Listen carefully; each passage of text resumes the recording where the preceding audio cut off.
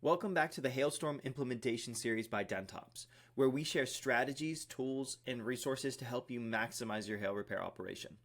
In this video, I'm going to go over vehicle triage and optimize scheduling and help you to categorize and schedule vehicles by repair complexity. So without further ado, let's jump right into it. First off, what is triage and why does it matter? Well, at Dent Ops, we like to help shops to categorize vehicles by repair complexity in order to optimize their schedule and their workflow. The reality is that not all vehicles are equal. The damage across vehicles is not the same, and it's really important that you can categorize how damaged a vehicle is or what it's going to actually require for repairs so that you can optimize and build your schedule accordingly to just maximize your workflow, not get too overwhelmed, and to do right by your customers as well. So the benefits of triage and what it's going to help you with is it will help you to prioritize vehicles that will maximize your operations revenue. It's going to help you to balance your workload more effectively. It's going to help you to maintain a predictable workflow, and it's also going to help to prevent scheduling bottlenecks, which come up especially with regards to conventional repairs and replacements. Body shops get pretty overwhelmed a lot of the times, especially with hail when it comes through. And so you want to make sure you optimize your schedule if you have those combo repairs, whether you're able to handle conventional repairs in-house or you're working with a body shop partner in order to handle those kinds of conventional repairs. So let's talk about the triage system that we recommend shops use and that we help shops to implement. There are 5 levels to this system. And the way this looks and the way this works is when a car comes in, whether you're doing a quick evaluation or you're doing a full estimate, you want to categorize what level this car is for very quick and easy reference later on when you're actually building your schedule. Okay, so level 1 is going to be 100% PDR. Level 2 is going to be replace the hood and or trunk, but the rest of the car is PDR.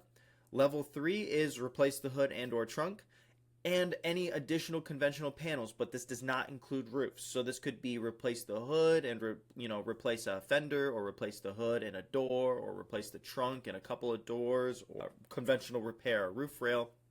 It's just not a roof replacement. Level 4 is the roof replacement, and that doesn't matter if there's other PDR on the car or if there's other conventional panels. Just in general, it's kind of like the highest repair category, so to speak. But we give roof replacements its own because those can take a lot of time sometimes. And then level 5 is a total loss. So just to, give a caveat in here, when we say 100% PDR or like roof replacement, we're not talking about the estimating method, okay? We're not talking about if a roof is off matrix, but you think you can PDR this thing, that might still be a 100% PDR vehicle. That might still be a level 1. What we're saying is if you look at a car, if you're either estimating it or you're doing a quick evaluation and you look at the roof and you say, this thing is smoked, it needs to get replaced, that's a level 4. But you could look at it and say, this thing's smoked, but we can fix this with PDR. That might be a level 1. So I just wanted to put that important distinction in here before we moved on. So check out the repair levels and let's move on. So when you're prioritizing triage levels for maximum revenue, there's a few things that we're looking at here. So first off, level 1s and level 5s are really the low-hanging fruit. Level 5s is if you have a total loss program and you either you have the space on your lot in order to be charging storage fees, keep the vehicles on site and charge storage fees, or even if you're just getting the admin fee if the vehicles aren't even on site. Level 1s and level 5s you should be able to go through pretty quickly. This is obviously assuming you have a paintless dent repair technician or hail repair technician at your operation that can actually fix these cars somewhat quickly. So everyone in your market, any competitors who come out of town especially, are going to be prioritizing the level 1s. All right, so they're going to go faster than pretty much any of the other vehicle types or repair level types. So you also want to be prioritizing those level 1s. Get it while the getting's good, basically. You also do want to be feeding in some of the higher level 1s as well. So prioritize low-hanging fruit such as level 1s and level 5s. They're quick turnaround and they're easier revenue, all right, because of speed. Your secondary priority is going to be your level 2s. They're a lower level combo repair, right? Lower level where you have mostly PDR and then some of the what we call bolt-on panels like hoods and or trunks, deck lids, what have you. So those are more straightforward conventional repairs. You can usually manage the volume a little bit better whether you have in-house capabilities to handle conventional or you're subbing that out to a body shop that you work with. They're usually going to be able to do those faster than, say, a roof replacement or some of the other conventional panels. Now, you also want to manage the complexity of level 3s and level 4s, which are generally going to be a little bit slower of repairs. So you don't want to get bogged down by a whole bunch of level 3s and level 4s. You want to open up the floodgates on the level 1s and the 5s, add in the level 2s, and then try to sneak in the level 3s and the level 4s where you can at that point, just to keep those customers happy and to not overwhelm yourself or get a huge backup of all of those level 3s and level 4s at the end of the storm, which might be pretty tough to slog through. So you'll schedule those level 3s and those 4s around the quicker repairs just to balance your workload and maintain the shop flow. So why do we prioritize these level 1s when you could be looking at these level 4s as high dollar jobs? Well, the reason is because one level 4 might be $15,000, and that's a lot of money, right? And it might take you 3 days in order to do that repair. But at the same time, you might be able to do 5 level 1s at $5,000 each, which would be $25,000 in repairs. You can go through those level 1s and maybe the level 2s much, much, much faster than you can the level 3s or the level 4s. So level 1s, typically you're going to yield a higher total revenue due to the quick turnaround, despite lower individual repair values. And then but you really want to balance your repair levels to create the optimal revenue flow and your shop efficiency overall. So you really want to balance it across there. We do have a sample weekly scheduling best practice. Now, this is based off of a shop that I would say has average conventional capabilities, so they can take in all different levels. And this is with one good or solid hail repair technician working. You would adjust a schedule like this according to your staff that you have available and your capabilities. As a body shop, or you might be working with multiple body shops, or you might be working with a Rockstar body shop that can do multiple level 4 vehicles per week, and those bottlenecks might not be applicable to you. But this, I would say, is kind of based on the general shop's capabilities with the relationships that an average shop would have with body shops. So we highly recommend you front load your week with more vehicles, and you schedule fewer vehicles throughout the rest of the week. So starting off on Monday, this is actually, we have 4 vehicles scheduled. We have 2 level 1 vehicles, so 100% PDR vehicles scheduled to drop for repair. This isn't for estimates. These are for repair, assuming you got the approvals. 2 level 1 vehicles scheduled to drop on Monday. 1 level 2 vehicle, which again has either that hood or that deck lid or conventional repair on it. And then 1 level 4, that's the roof replacement. So a heavy hitter, 2 light hitters, and 1, moderately light hitter. Is what we'd want to have on Monday. And that gives you the whole week in order to work through the heavier car and to make sure you've got your workload under you without overwhelming your schedule. On Tuesday, you have 3 vehicles drop, so we're adding more to it. Another level 1, a low level thing, another level 2, and then a level 3, which is, just to recap, that'd be a hood or a trunk replacement, and then 1 other conventional panel around the car, but not the roof. On Wednesday, we got just a level 1 and a level 2. On Thursday, we have just 1 vehicle, a level 1, and on Friday, again, 1 vehicle, a level 1. So you'll notice here, throughout the entire week, we have at least 1 level 1 vehicle coming in every single day. That's the low-hanging fruit. So throughout this entire week, we actually have 6 level 1 vehicles. We have 3 level 2 vehicles, which is, again, kind of not quite as fast as a level 1, but it's a nice runner-up.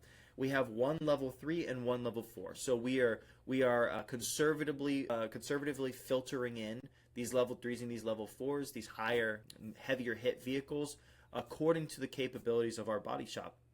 You might get a week or 2 into this. I'd say probably maybe more like 2 to 3 weeks into this, and find that your body shop, you need to slow down a little bit. Maybe you're scheduling a level 4 every other week, or maybe you're not scheduling any level 4s right now. You're going to push them back to the very end of the storm. Or maybe you find that your body shop is more capable than this, and so you can actually schedule more of those types of vehicles. This is just an example that you might use. I think that this would be really helpful for a lot of people, so use it how you will.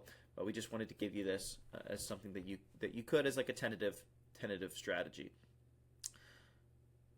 So let's talk about some practical considerations for effective scheduling here. First off, an ideal shop configuration is going to have at least 2 bays, one for estimating and one for repairs.